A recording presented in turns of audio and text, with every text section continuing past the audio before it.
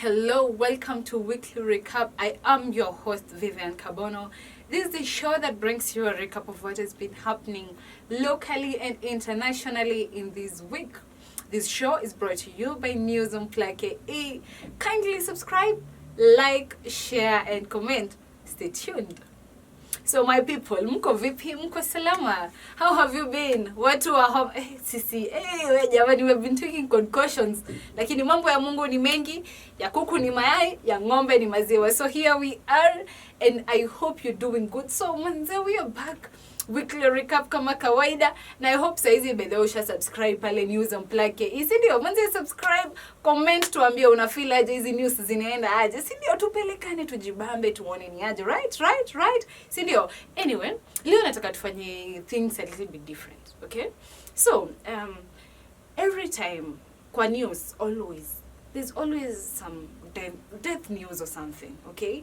And actually recently we lost Brian Shearer. So let us take just 30 seconds of silence to honor everybody who has passed on, whether Tower Boy, aka Shanty Bobo. So here was what was happening. So the body of Shanty Bobo was found, and let me tell you what was happening. So allegedly, Shanty Bobo with two other guys, that is Freak, and Kibe, okay? So they were welcome in the coast. They needed to buy a car, okay? And when they went to buy a car, so this is what happens. First of all, Freak and Kibe were main suspects. So there was this Ali Muhammad. He's called Ali Muhammad, actually, a businessman called Ali Muhammad in Islam, and he was in a boda na alikuwa na briefcase. So this guy wali do the shooting, these two suspects waka do the shooting, and then from the boda and then waka snatch the bag. And this bag ilikuwa, the meaning of chasing the bag. This bag had 3.9 million shillings, and they went with it. And actually, after shooting Ali Muhammad, right now Ali Muhammad is still fighting for his life in health something hospital, okay? Health something hospital. Okay, so na hiyo story I think they were not traced. So kumbe, I think from the money they needed to buy a car, okay? Unajua ukiomoka manze, you start living differently. So the three of them, Esther, Shanty Bobo, Freak na Kibe, they went down to coast. So mahali walikuwa enda kununua gari, 3 guys came and told them, you know what, we have a better deal, msinunue gari hapa. Actually, tutawatembeza. Sasa unajua ni cost, ndugu zangu acheni nyinyi tutawatembeza tu huku muone magari, okay? So si wakaingia box, wakaanza kuzungushwa. Actually venye tu walitoka hiyo place, kumbe there was a car that was waiting for them. Wakaingizwa kwa hiyo gari, and guess what? Later on they were found in three different locations. Their bodies were found in 3 different locations.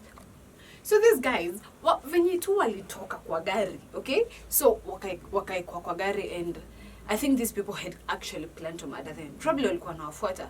Because the way, actually, these people, they were in Mombasa, but then they were found in Nairobi, all dead, in different locations. Actually, somebody like Esther Wamboi, her body was found in Georgia, and actually her body was taken by a Land Cruiser belonging to Georgia Police Station to the mortuary, okay? And actually the family has been planning for her burial, and the burial will be happening at Michael location in Mathare constituency. And according to the Nairobi News guys, walikuwa wameenda huko to the 2-story building where she grew up in, and the story building has already been sold to a school, but just in the environment there was a tent that has been pitched, and that is where the family and friends are meeting every evening to plan for the burial. And just so ninaka walikuwa my homies, because few meters away that is where home ya kina Kibe it was, and Kibe has already been buried because he was a Muslim. So he has already been buried, and with the Muslim rules, you get buried a very short time after you actually you get buried a very short time after you die. So Shanty Bobo, may she rest in peace. And I mean, it's so sad that she had to be killed. And actually, according to the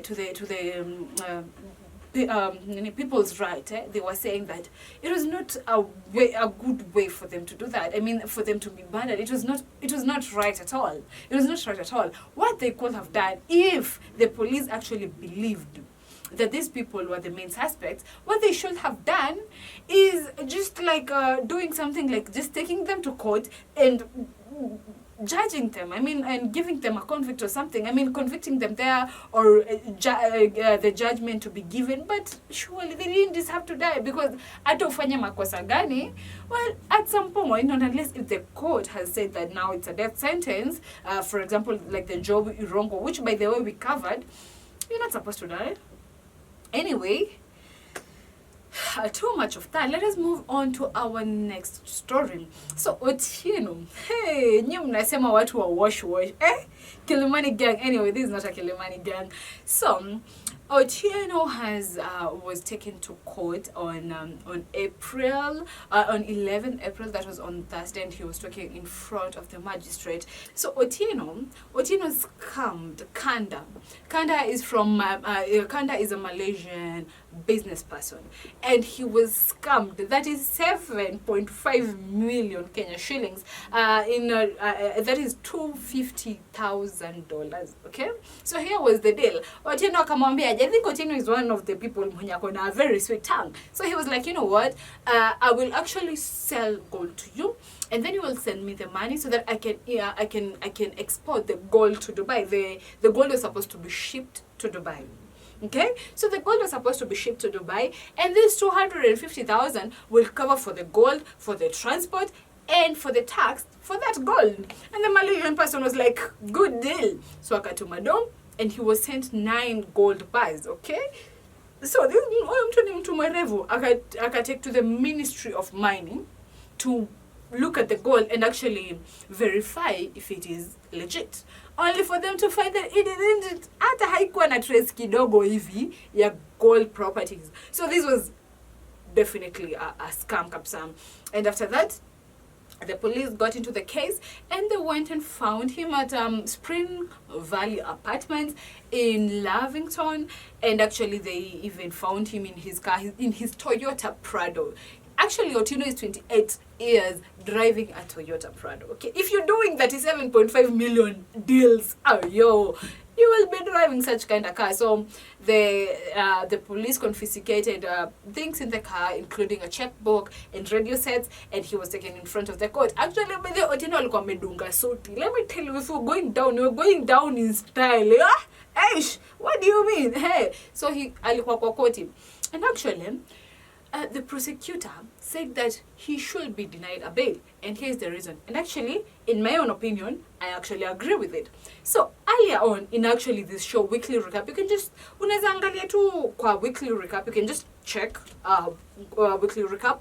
Utaona there's a story that I did where 3 men had actually scammed a foreign couple of 90,000 USD. That is around 11.9 million. Yeah, should be around that. Should be around those figures. So happens that Otieno was actually one of the suspects alongside 2 of his compliances. Okay, so this is what happened. Let me just give you a recap, although we covered the story already. So there was this Ugandan a foreign couple, an Australian man and a Ugandan lady. Okay, so they were married and they were scammed also $90,000. Okay, up to fake gold deal, right? And Otieno was one of the main suspects, and the case was in Kibera 5, I think, court or something. Okay, so the question is, how comes this guy is still working scot-free after the case? And actually, it's kitambo, because I covered it just majuzi, so it is not something that really happened kitambo. Not way Otieno akona guts, because how do you get caught, you still have a case, and then you go repeat the same thing? No, he's not safe. Manze kama scammers, hey, is it zile madeals? Unasikia msi anakulizanga, what do you do in Nairobi? Nafanyanga mawantu. This is the perfect meaning of wantu. Anyway, the court will decide what to do with him, but I hope kwanza acha akule remand. Aka remand kidogo ajue live jiko huku nje. Jue?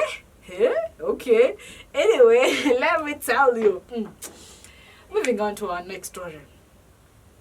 I don't know if I should be remorseful or if I should have pity, or I don't know what okay, remorseful on his behalf. I don't know what to say about this.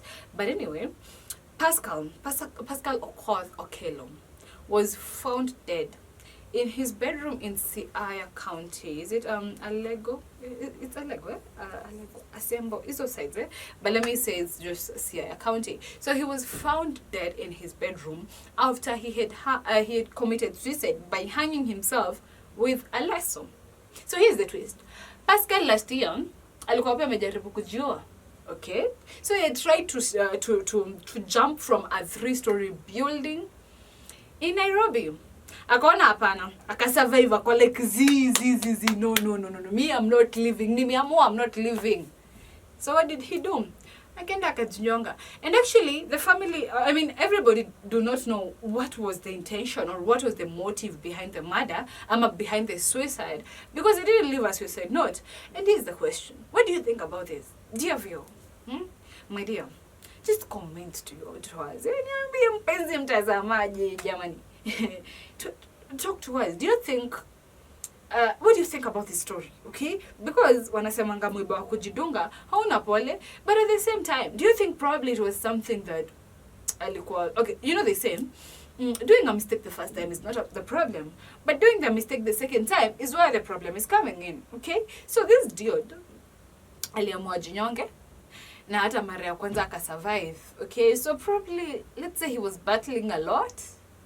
But come to think of it, after survival the first time, aren't you not supposed to go for something like therapy? I mean, I feel like your support system should be double. Even though the fact is, especially after a failed suicide, I think I've seen it. After a failed suicide, you might actually face stigma. First of all, pia familia yako wakijua venye ulikuwa unajaribu kuwasikiza uchungu. You know losing a loved one is something so deep. Actually, for me, I'll be celebrating an anniversary of a loved one for 20th of April. And honestly, the truth is, you don't actually, the pain never goes away. You just learn to live with it. Now, so after a failed suicide, I think there's a lot of stigma that comes with it. But then, you know, once people say suicide is not a one-time thing. You don't just wake up and then you're like, I know, mi nataka kujiua zi. Suicide is something that happens over. It's like a process. It's just like a depression. You know, like pole, hadi mwisho wa siku. You're like, you know what? Nah. It's a done deal. Anyway, may Pascal Otieno rest in peace. Mwenyewe alikuwa anataka kukufa, so I mean ilikuwa wish yake ilikuwa fulfilled, right? Because that was the second time. Ama, what do you think, right? Comment tuambie what do you think about that story. But anyway, so acha turudi back in Nairobi. Mimi nakwambia hii show nakupeleka kila mahali na bado sijawatembeza. Leo niwapeleke wapi? Niwapeleke South Africa, niwapeleke Australia, tumeshinda Kenya. You know, mimi nawazungusha tu machoms different hata wao unasikia umejibamba. Si ndio? That is what you know what we love doing, edutainment, educating you and also entertaining you as well as keeping you up to date. So here's the thing, in Nairobi, Police Constable Harun Mwangi has actually been suspended from his duties after a closed-circuit television, that is a CCTV video, took him and recorded him taking bribe from 6 different matatus. Hiyo route ya Umoja, unajua wasewa Umo, wagwan. So the route ya Umo, so he was at Umoja. He's actually a police at Buruburu police station, okay? So, apo area ya Umoja, he was controlling traffic and he was seen taking bribe from 6 different cars. So actually, unbeknownst to him, hey, it's been a long time since Nitomia Zina. Have I ever used it? Anyway, unbeknownst to him, alright? So there was a person who was recording the video, and the video went viral.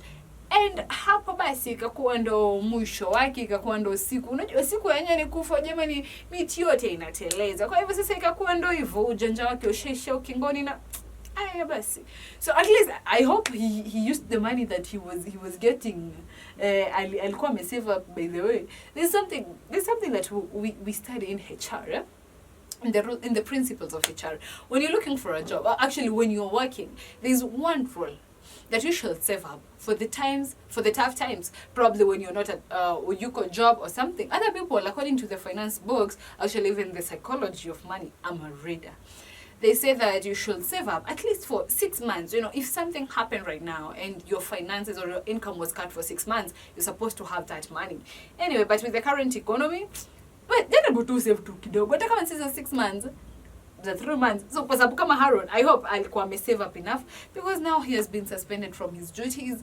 And according to the police service commission, they actually thanked the whistleblower and the public in large, and also the press, for helping to fight corruption. Okay, this was a good move to fight corruption. And you know that actually one of the big problem in Kenya is corruption. And by the way, we are among the most corrupt countries in Africa. So it is good that at least it's an effort. But the question is, it's not like, hey, I know it is something good. Okay, it is really good.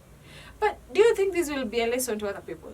For how long have we been fighting corruption in roads, traffic police people? Hadi unajuanga, hadi tu angalia tu wase wa Mate, Makadere, wanatembea tu na chwani ready 24/7. Uko sawa, huna makosa or not, lazima tupate a brain. So this is something like, it has been like a culture. So the question is, will people learn about this? Anyway, let us go to South Africa.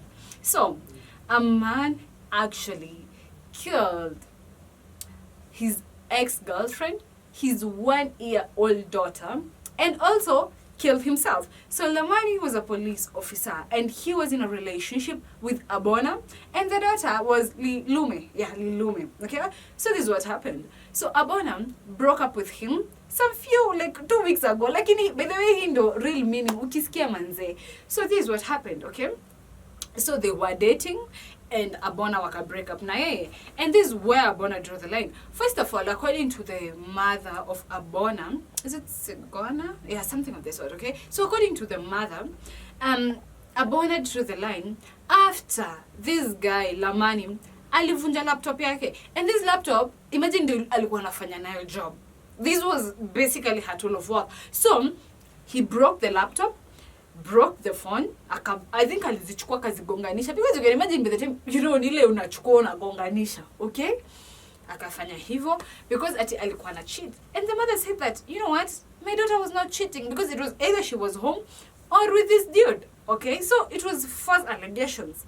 And Abona was like, you know what, this is where I draw the line. Because the boss didn't care kama ako na laptop or not. She had to buy a new one, 15,000 rands. And you know, by the way, like, manze, having an extra cost, especially buying something like laptop, phone. Me, myself, my phone has been disturbing me, and it was spoiled, and now I don't know how many weeks into it. Because you cannot just buy your phone. I think, was it Silas Kisiora? Yeah, he's a writer.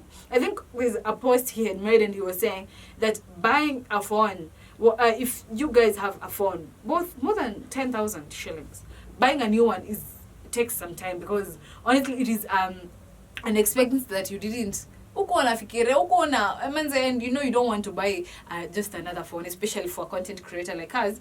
You need to buy something good so that to make off content. But anyway, that was a by the way, right? I was just talking of, I know how Abona had really, you know, having to buy a new laptop and everything in such an impromptu thing.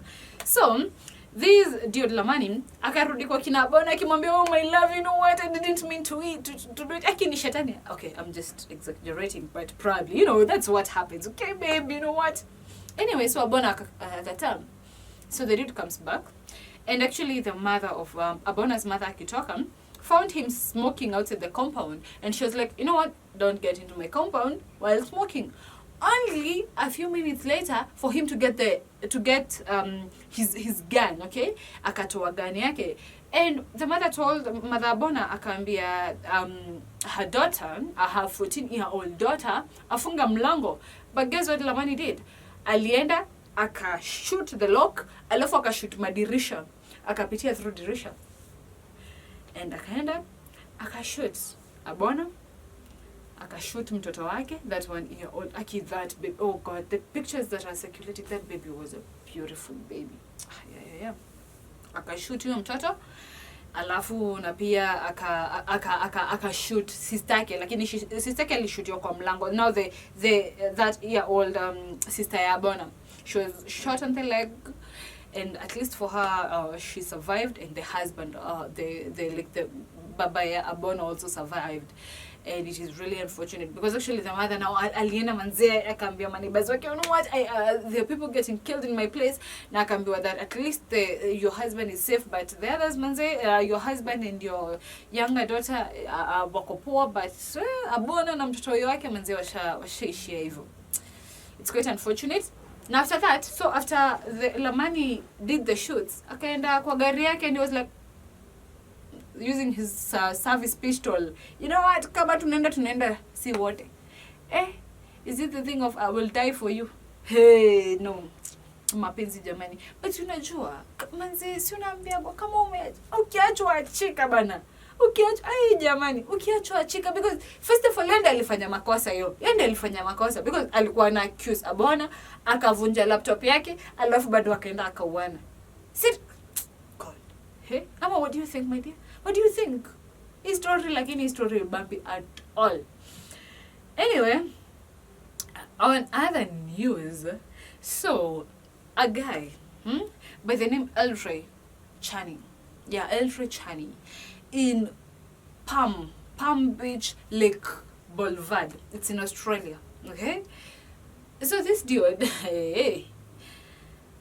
alikuwa he was actually asking for oral sex from 3 students, okay? And these 3 students were walking around the Palm Beach area, and they were heading home from school, and he started actually talking to them.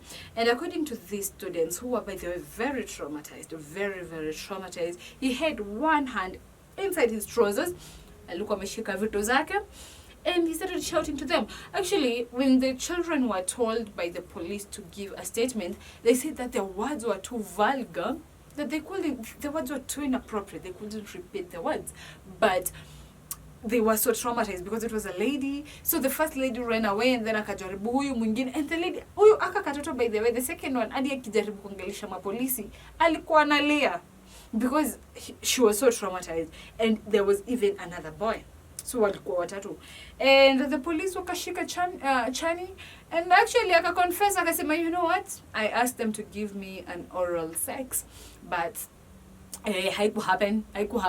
And yeah, venye walimfrisk wakapata he actually had a crack pipe. So this was a guy mwenye amekuwa kitumia, unasikia kama crackheads. So he's hata bidhoki na picha yake yo anatisha. So he's a perfect guy. He was a crackhead, and yeah, I'm assuming because he was found with a crack pipe. And actually police were venye alipelekwa koti, he was charged for being vulgar and for the inappropriate behavior, as well as being found with a drug. So alipatikana pia na drug. So yes, he was charged, and manze, I can imagine those kids. But I'm glad that nothing happened. At least wali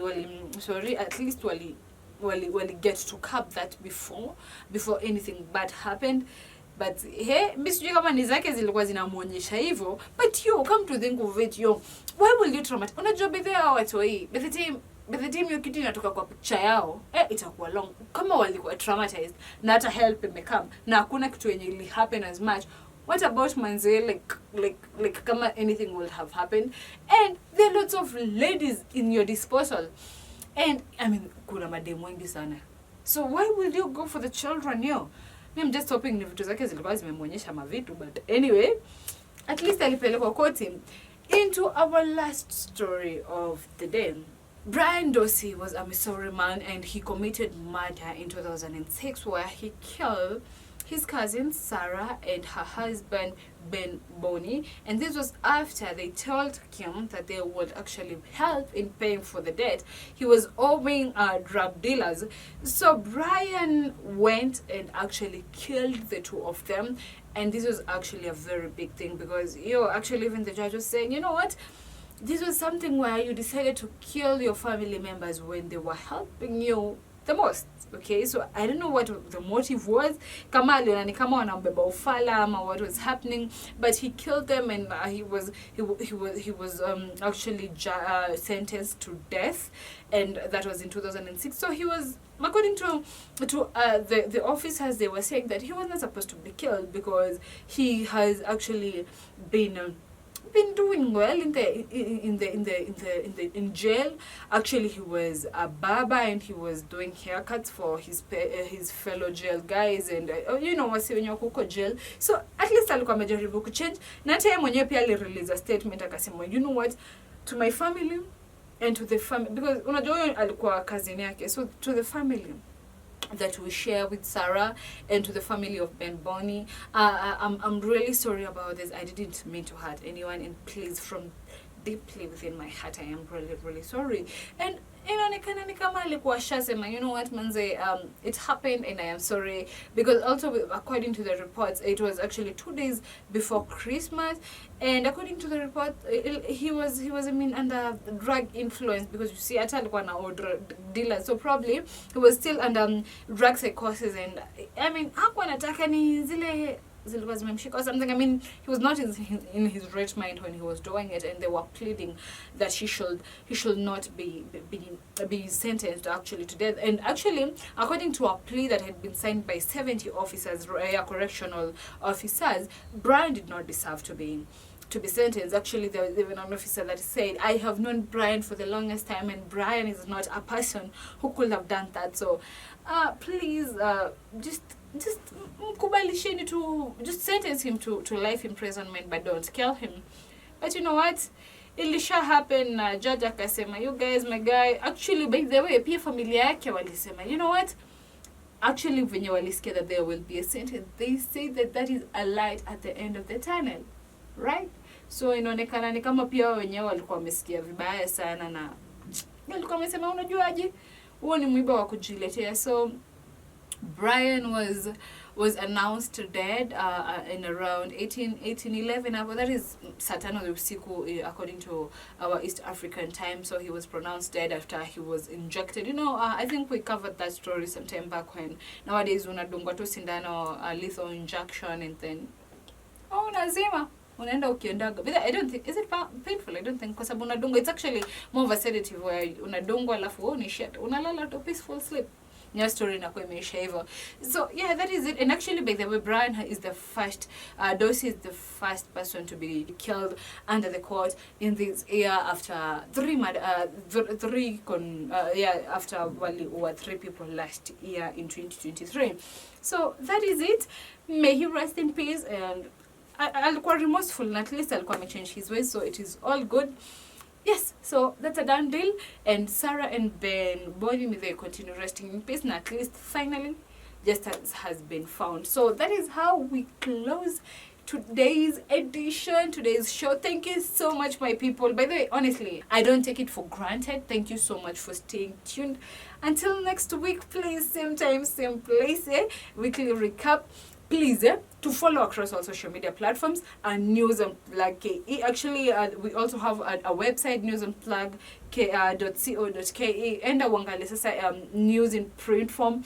Tuko TikTok, tuko Instagram, anywhere. Just go follow us, Facebook, follow us, talk to us, and yeah, we also have our contact there in case you need to email us. You can just find us. Please subscribe, like, share, and to keep the conversation going, pia unaweza niambia to cover story gani, what is happening on your side. So you can also do that. Please, you can also follow me across all social media platforms at VivyCabs. That is VIVY space KABZ. Do have a blessed week and a blessed April. Till next time, ciao.